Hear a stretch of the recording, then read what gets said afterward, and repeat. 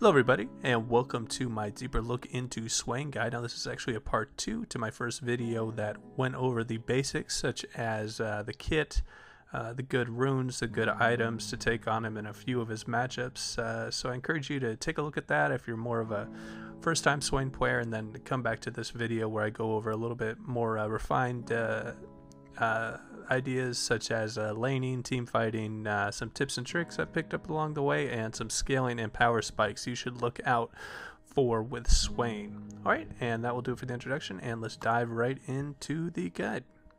Alright, and getting into Swain's laning phase, he is a very strong lane bully with his poke and harass, especially if you're taking Summoner Airy from level 1 to level 5. He is decent, but level 6 it just takes it to a whole nother level. So let's go over level 1. The reason why I think he's so strong right now at the level 1 position and able to control the wave as he wants is because of how overloaded his Q damage is in the early game, being just a super powerful shotgun-like ability where you're able to do more damage to the people that are closer to you, making this extremely strong into melee matchups, so look to abuse it there. It has very strong base damages that you can throw in, and once you hit level 2 with that E and giving you the root, it lets you position yourself correctly and where you're going to be shooting off your Qs at the appropriate times from the right distance to maximize your damage. The reason why Swain is extremely strong at level 3 as well when he gets all 3 of his abilities is he's able to chain together a good amount of CC, first with his E root, then with his passive pullback, and with his W slow, and with the strong damage from Q. It makes his trades extremely strong, and it gives him the sustain after they trade back on you and get a bit of health back afterwards. So that is a really nice way to just slowly poke your opponents out of the lane. Alright, now going over Swain level 6. He is one of those champions that is like Darius, he's like Alawi, he's like Nasus, where just such a strong level 6 spike of power in what you're able to do in the laning phase. This is the point where you're able to go 2v1. It is a massive amount of sustain in the early game, a huge amount of damage with the ult and the Nova. But make sure to not pop your Nova too quickly if you're in a 2v1 situation, because you want to drag it out as long as possible, getting you the maximum amount of damage from that drain over the period of the fight. Alright, he has great lane control and push control just with his Q and how it affects minions and how it's able to, if it kills an enemy, it passes through it. This can also be really strong. Some people are taking the minion dematerializer, making this Q even stronger in lane. He is very easy to CS on. His auto attacks to me just feel extremely smooth, especially after playing things like Karthus and Vhagar. It just feels so bad, and when I pop over onto Swain, it is very nice, controlled, and he has a decent base attack damage, so last hitting really shouldn't be a problem at all with Swain. It's a good choice if you're someone that kind of struggles with CS. Swain top, super strong right now. Swain mid, super strong right now. Everyone is playing him, so if you are able to get your hands on it with those early picks, and if it's not getting banned out, I definitely recommend it. Swain top is able to bully out those melee matchups so hard that it's just really it is really just one of the premier S tier picks. I think of it like a stronger Gnar, because it has the same amount of like all-in potential with the root. It has a great amount of poke like the Gnar Q, and it has a really impactful ult. But on top of that, on top of being a pokey tank bruiser, he's also a sustain master. So it is just a crazy kit that is just really easy to execute and abuse right now. He's also very strong mid because he is able to survive a lot of those mages and their damage, because he has some innate tankiness to him with his base HP and with his item build that you're able to stick around in lane and just kind of just force those squishy opponents out of lane with just all-in trades. Just keep taking them over and over again, and you're bound to get them out of lane, especially against things like Xerath or Vel'Koz. One thing to look out for in the Swain laning phase is the utility of the W. It doesn't always have to be used for damage. It is a great tool if you think you're getting ganked, to scout out the dragon, even try and steal the dragon, which I'm sure everyone's seen a couple of clips of those, and to scout out the Rift Herald as well. He has very little 2v1 potential pre-6, so you need to be really careful with how you're pushing your lane and how you're kind of where you're positioning in the lanes. So just be very careful, because your Q will push lanes extremely quickly, especially in the top lane with that really long lane where you can just get chased down, and you don't really have any escape. So just be very cognizant of your position in lane, because he isn't the strongest early game champion before he gets items, so he can't do things crazy things like Darius would be able to do until he's level 6, where he can just go 2v1 crazy mode. So he has a decent roam if you're in mid lane and you're pushing out really hard with your Q, with the E to set up kills, and with the W to kind of zone champions and force them to go certain ways. Maybe throw it in a choke point when the enemy is running away. W can be a very good ganking tool as well. Some of the trading patterns that I see sometimes is really confusing, how people are throwing their all-ins to me. I encourage anyone to kind of look at how the pros are throwing out their combos. I found the most efficient one is throwing out your E at a good medium range, and when you're sure that's going to hit, just throw out your W right there, then yank him, and then Q, and that's the most effective way to trade in lane. Alright, and let's talk about some of the very strong power spikes that Swain experiences and how to abuse them. So the first really strong power spike Swain experiences, of course, is his level 6. It's such an overloaded ability. It does so much for you. It can really be just a turning point in a lane. I think the first clip that on this video, I was just getting smashed by this. I think it was Lee Sin Urgot combo, and I was going like 0-3, get my ult, completely turn around the lane, get like 3 solo kills, just because people do not respect the damage of the ult in the early game until they experience it firsthand.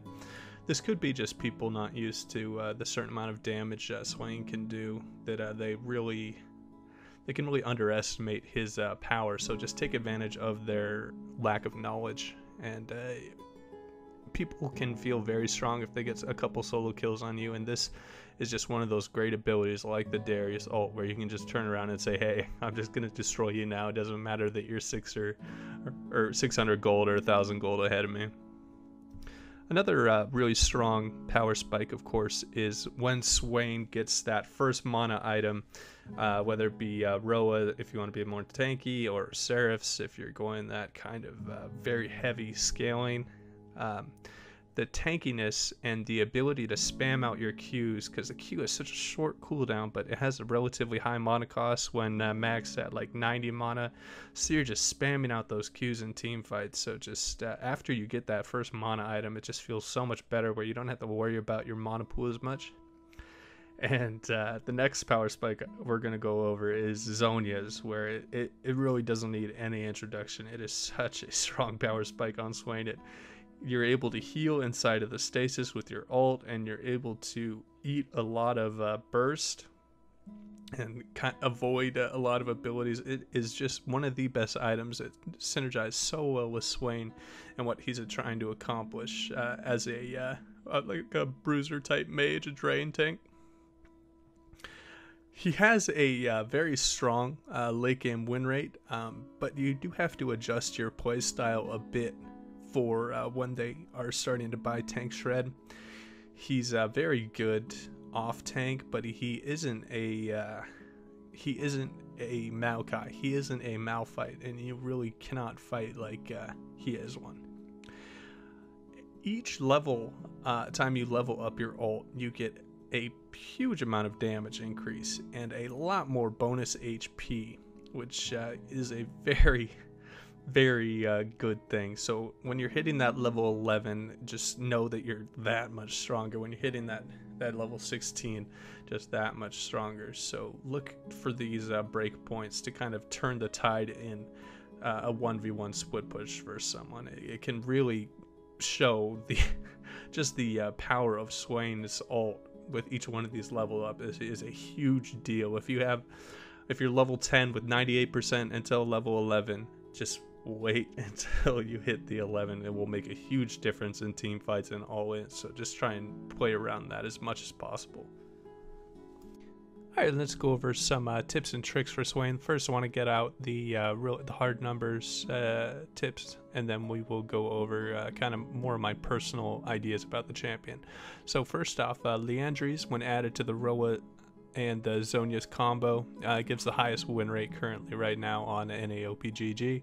And Swain is also the 10th in win rate by the 40-minute plus games, so he is very strong. If you're finding your elo is having very long games, people are struggling to close out, even with the Baron and Elder dragon buffs, he can be a very good choice for that. Alright, and now kind of more of my personal idea. He's alright as a solo tank for the team, but he can truly excel as an off-tank type of role. So if you see your team locking in something like a true tank, like a Gragas or a Sejuani or a Maokai, Swain can be extremely good, just providing a little bit more CC, a little bit bigger of a front line, and can be really effective. He's also a great choice. I found that if you just get that true solo Q team where you have a Riven or Yasuo top lane that isn't going to be tanky, and you have a Master Yi in the jungle or a Kha'Zix, he can be a really important part of your team, because you can bring that in the mid lane. You can bring a bit of tankiness, similar to something like Vladimir, Galio, or Sion that people are running in the mid lane sometimes. Another thing I wanted to go over that some people probably don't know is that his ult applies on hit effects constantly, so this gives such great synergy with your Liandry's and your Rylai's if you are deciding to take one of those items. It can be so effective to improve your zone control, gives a lot more damage, gives more utility with the slow, and you should really adapt your playstyle to the keystone you're using, whether it be Airy or Phase Rush or Unsealed Spellbook. If you're looking to just kind of poke in lane and just kind of bully people out or push lane and then roam, Airy's definitely the most effective keystone for that kind of play style. But if you're looking to be very aggressive, take advantage of Swain's really strong state right now, Phase Rush is a very good keystone, chasing people down. It can also be very effective against certain team comps, whether it be people that are trying to run away from you, like Ezreal's, and just things that can kite you out a little bit easier. Phase Rush can help you chase them down a bit easier. So one thing I want to go over again and really emphasize is CC and Burst can really counter Swain. These are the times I find the only time I feel like it's really bad to play Swain is if they just have an insane amount of burst damage with a large amount of pick on you. Something like Veigar is kind of the prime example, bringing CC and then a huge amount of damage to just kind of spike you out of the team fight. Another really great thing about Swain is he is super versatile with the build that he can have. A lot of items work on him. If you look on pro builds, it's kind of everything's all over the place from GLP to Abyssal Mask. So really adapt your build to the to your opponent's team. Just make sure to get that.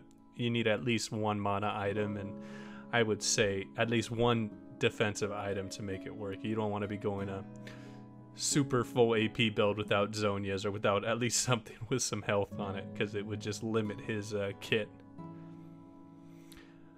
Alright, and one thing I wanted to go over as well is defensive boots are very effective on Swain. It really supplements your kit a lot more than what the sorcerer's boots do. Now, I'm not saying never take sorcerer's boots, but just I would say only take sorcerer's boots if you're snowballing, you're doing really well, you're up 3-0 or 4-0, because what really is tough for Swain is, as I said before, is a CC and burst, and the Merc Treads can be just awesome for chasing people down and getting out of those CCs quickly. And then Ninja Tabbies, everyone knows about them. It's just run them into full AD teams and make it that much harder to kill you. As you are a drain tank, you do provide a lot of consistent damage, and you're a great front line. And finally, wanted to go over the combo that I see a lot of people screwing up. You really need to confirm that your E is going to hit and then immediately throw out your W. It can add so much to your early game combos, and it can be the difference of a shitty ult with not that many of the health stones or the soul stones or whatever you want to call them. And so you want to throw out your E, have it land, W, and then passive to pull them towards you. What they're still going to be in that W range, because it's that buff W range, which is really nice. And then you're going to Q them, and that Q is going to be doing more damage after you've done the passive pull in. Alright, and that will wrap it up for the tips and tricks. Alright, and let's go over Swain's team fighting. So an important part of Swain's kit is he provides a massive amount of zone control. Think of something like a Vel'Koz or a Nivea would be a great example. So with your ult, you have that circle around you doing that dot damage or continual damage to everyone within that circle. And it can be a very powerful tool if, say, you place yourself between your ADC and the enemy. They have to walk through your damage just to get to your ADC. So it is very important if you have a fed carry to protect them with your abilities. So just make sure you're using that E, W, and Q all while they're trying to run through you to get to your squishies. Now there's a very large difference in team fighting with Zhonya's and without a Zhonya's. So Swain can be pretty squishy in the early game before he gets a lot of HP and his Rod of Ages scales up a bit, or if he's going that squishier Seraph's build before it's fully stacked up. So the way I like to approach team fighting as Swain before Zhonya's is I treat him like a mid-range mage, something like a Cassiopeia or a Victor, or what else would be another one, a Rise. So you want to stay a good amount away from them, probably at your Q range is a good point to kind of control the ebb and flow of the battle, just because you don't want to get up there ult and still get bursted out. So you need to be very careful before you get your Zhonya's, or if you're not even doing a Zhonya's build, just before you get the more tankiness as the game goes on. Alright, and team fighting post Zhonya's, this can provide a lot to your kit. You're able to do a lot more diving and just kind of scaring off all their squishies by just flashing on them with your ult. And if they try and turn on you, you just can pop your Zhonya's when you're really getting threatened, and then you're still continually doing damage and your team is able to get on them. So it can be a really effective tool to just kind of dive in post Zhonya's and zone them out and keep them away from your squishies.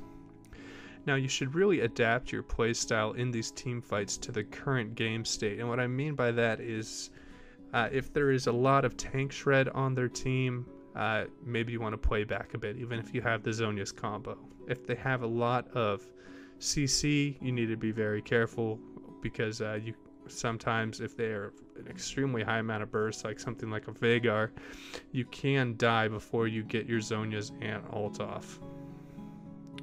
So another really good thing that you should be doing on Swain in team fighting is Liandry's is one of the highest win rate items you can buy on him. It is constantly being applied with your ult, and it is very good for front to back team fights, because it provides so much tank shred to an otherwise I'd say kind of lackluster damage towards tanks. Very good against killing squishies, but it really just brings you to that next level of being able to really threaten tanks with your damage as well.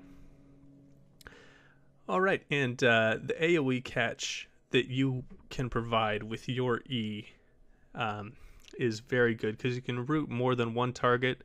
So say if you hit the support Janna and the ADC Jinx with your E, make sure you're using your passive on the correct target. If you're able to burst out one, you should be pulling that one towards you. I know it can be a little bit difficult with all the different lines running from you, showing you that you can pull one of them. Just take your time. It is a really long route, and make sure you're hitting the correct target, because that passive can really change the course of a team fight. And again, I need to stress this in team fighting. The easiest way to lose a team fight as Swain is going and getting bursted out in those high burst damage instances.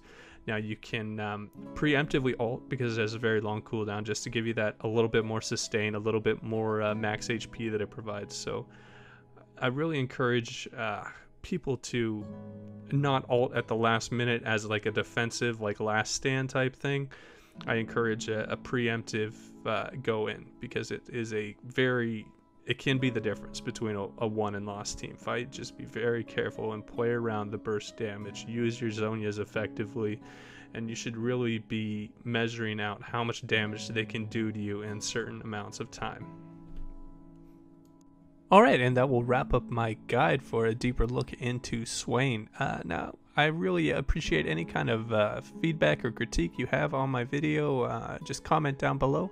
If you enjoyed the content, please like and subscribe. It's been really cool seeing that I'm just hitting that 100 subscriber mark. I think I'm going to be putting out some sort of 100 subscriber special, where I'm going to be putting out a guide for one of my really fun troll picks. I think every mage player really can have a blast playing, so look out for that. And as always, take it easy.